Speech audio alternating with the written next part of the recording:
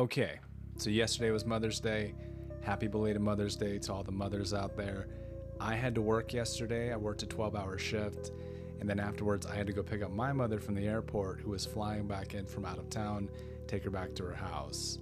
I want to talk about what happened leading up to getting to the airport, the revelation that I got, and then a Bible story of how it correlates. So this video is called It's Okay to Say No. So after I got out of work yesterday, I'm driving up to the airport. I'm on the freeway. As I'm going down the freeway, I get a phone call, and it's my nephew. My nephew calls me and he says, "Hey, are you on your way to the airport?" I said, "Yes." He then says, "Well, you should turn around, come get me." Now, I already passed the exit to get to his house, so I wasn't going to turn around. So I tell him, "No, I can't turn around. I'm already going. If I turn around, try to get you, it's going to delay me and it's going to make us late. So I'm just going to go get her and then we'll call you afterwards." So we get off the phone, and about a mile down the road, I notice there's an accident on the opposite freeway. The entire freeway going the opposite direction was closed. Like, they shut everything down, and I'm driving just looking at all the traffic, and for about 5 miles there was nothing but stopped cars, like at a dead stop, at a dead standstill. So as I keep driving, I thought to myself, man, I'm so glad that I said no, because had I have turned around, I would have been stuck in that traffic, and I probably would have been delayed to pick him up, delayed to get to the airport. I might not have even made it to the airport just based off of what was happening. So I get to the airport, call him back, and I say, "Hey man, I am so glad that I said no to you, because had I have said yes, I probably would still be stuck on the freeway right now." Told him what happened. So last night I didn't really think much of it, but today I got a revelation. Sometimes there will be people that come into your life that do not have your best interest at heart, and they will ask of you things, and out of guilt you might say yes, or out of the kindness of your heart you might say yes.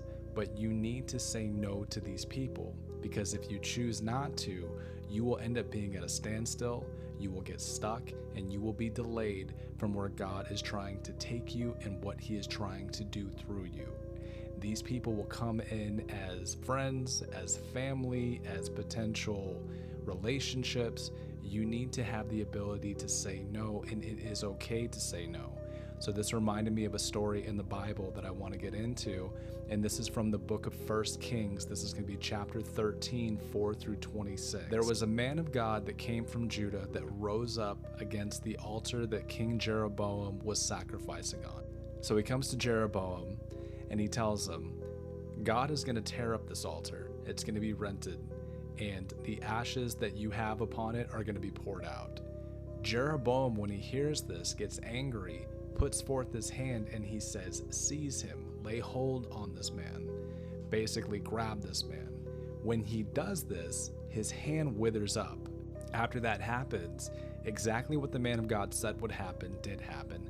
The entire altar was torn apart, the ashes were poured out. So when the king sees this happen, he goes to the man of God and he asks for him to pray for him that his hand could be restored. So the man of God prays for him, and that's exactly what happened. His hand is restored. Now I'm going to read verses 7 and 8, and it says, "And the king said unto the man of God, Come home with me, and refresh thyself, and I will give thee a reward. And the man of God said unto the king, If thou wilt give me half thine house, I will not go in with thee, neither will I eat bread nor drink water in this place."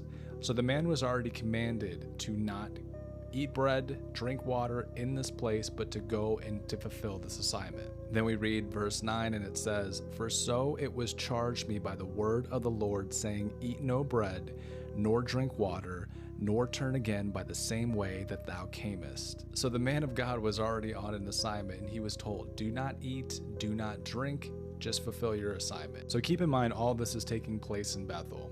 There's an old prophet that hears about this in the land of Bethel and decides that he needs to find this man. So he tells his sons to prepare him a donkey that he can go out and ride and find this man. And we're going to pick it up in verse 14. And it says, "And went after the man of God, and found him sitting under an oak, and he said unto him, Art thou the man of God that camest from Judah? And he said, I am. Then he said unto him, Come home with me and eat bread. And he said, I may not return with thee, nor go in with thee, neither will I eat bread, nor drink water with thee in this place. For it was said to me by the word of the Lord, Thou shalt eat no bread, nor drink water there, nor turn again to go by the way that thou camest. He said unto him, I am a prophet also, as thou art. And an angel spake unto me by the word of the Lord, saying, Bring him back with thee into thine house, that he may eat bread and drink water. But he lied unto him. So he went back with him and did eat bread in his house and drink water. So this man was already on an assignment. He was already told by God, do not eat, do not drink in this land. So what happened? Another prophet comes up, lies to this man, and tells him, An angel told me to come get you, to bring you back to my house, to have some, water, to have some bread, and he lied to him. So this is exactly how the enemy works. He will send people into your life to take you away from the assignment that God already has over your life.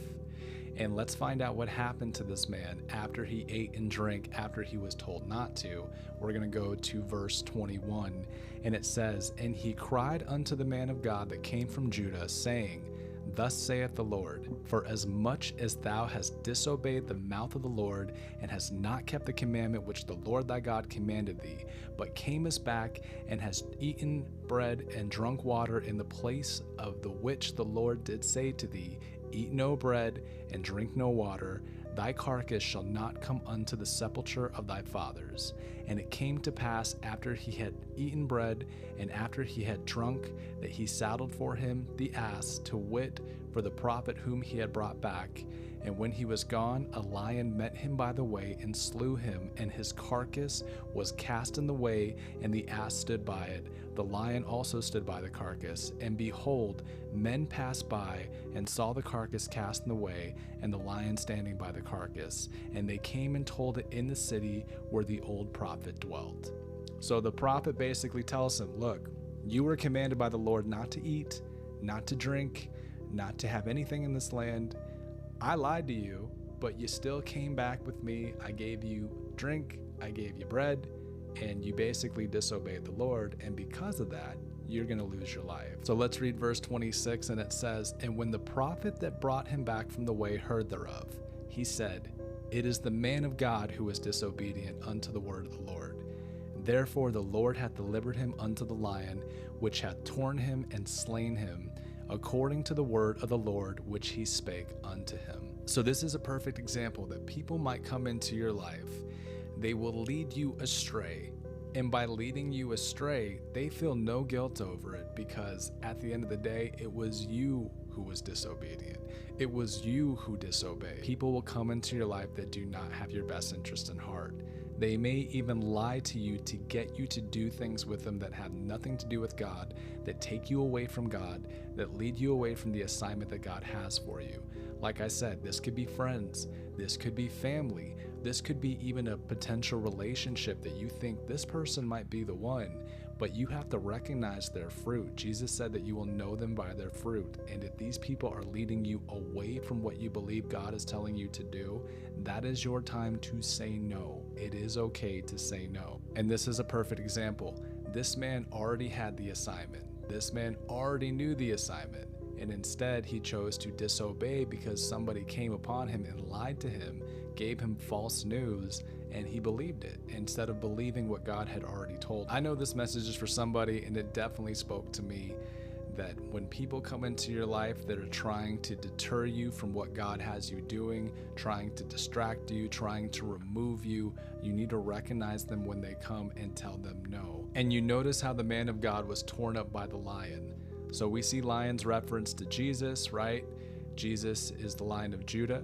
But then we also see the other version of the lion, which it says, Be sober, be vigilant, for your adversary walketh about with the head of a roaring lion, seeking whom he may devour. So always be watchful for that lion. Always be watchful for these people. Stand firm in your faith. Stand strong. Do not let people distract you.